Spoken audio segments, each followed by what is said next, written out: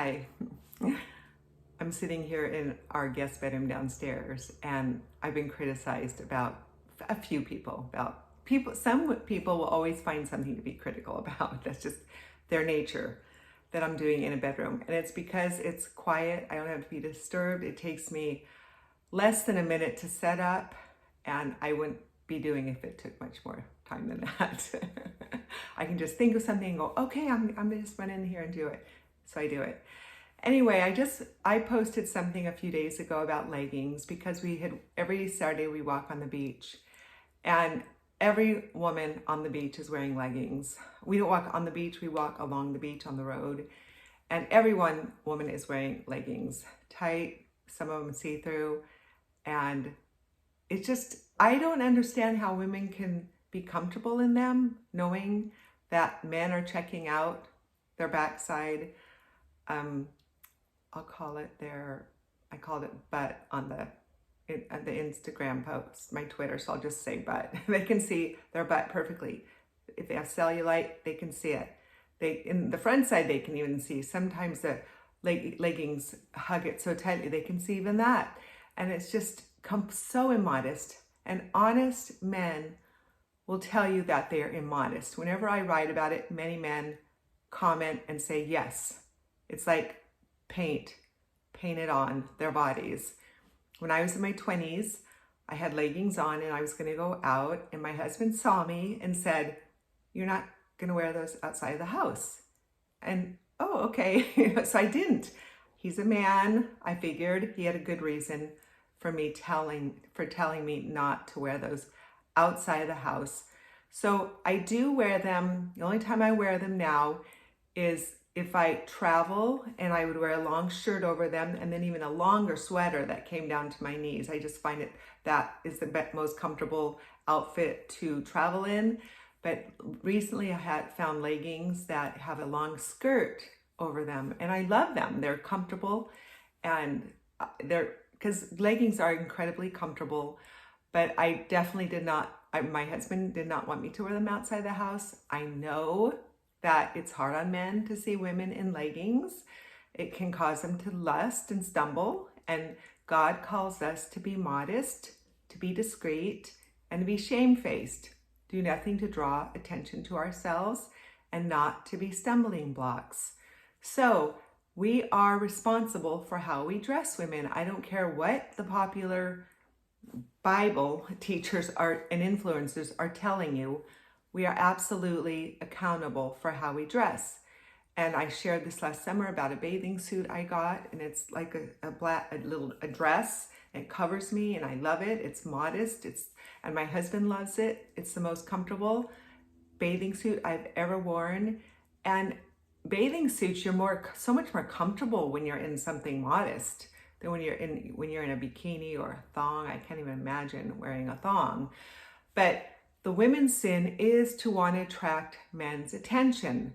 It is absolutely true. I was a teenager and I was there. I liked attracting men with my body.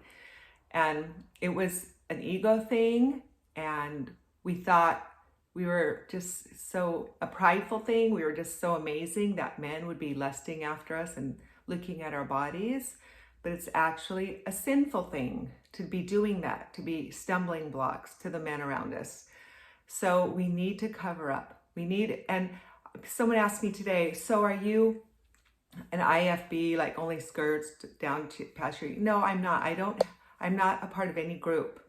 I just find out like my husband has told me, too tight, too short, too low, and things of that nature. So I don't wear clothing that's too tight, too low, too short. He does like my dresses above my knee. So some of my dresses are above my knee, but not very much above my knee. I do feel more comfortable when they're kind of below my knees for when I sit down and everything. But he likes me to be modest, and I like to be modest. And as a mature believer in Jesus Christ, I want to obey him in everything. So that post was going viral on Facebook. And as it goes viral, I receive many awful, dirty, wicked comments, because all these godless women come on and just try to shame me, and they can't offend me, because I know that what I'm teaching is truth. You're only offended if you're feeling conviction. See, the world today confuses conviction with being offended, which is sad. So, it was going viral, and I haven't had a post go viral for a long time. And I know Facebook very much censors me. And so yesterday afternoon, I noticed it was gone, just disappeared. And, and no explanation as to why. Yesterday morning, they took down a post that I'd shared from Paul Harvey, If I Were the Devil. And they took it down. They said I was in Facebook jail for 6 days.